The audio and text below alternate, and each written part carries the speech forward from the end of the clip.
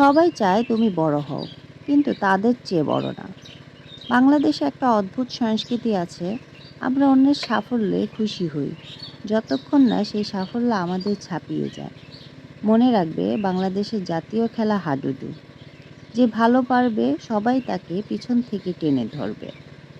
তুমি যখন শুরু করো সবাই তোমাকে উৎসাহ দেয়, চলো ভালো কিছু করো, তুমি পারবে ইনশাল্লাহ, তুমি আমাদের গৌরব।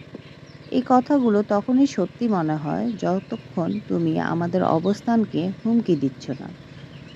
কিন্তু একদিন যখন তুমি একটু উপরে উঠতে শুরু করলে, যখন তোমার কাজ আলোচনায় আসে, যখন তোমার নাম নিউজে বা সোশ্যাল মিডিয়ায় ঘুরে বেড়ায়, তখন সেই একই মানুষদের মুখে তুমি শুনবে, ওর ভাগ্য ভালো ছিল, ও আসলে লোক দেখানো করে, ওর পিছনে নিশ্চয়ই কেউ আছে।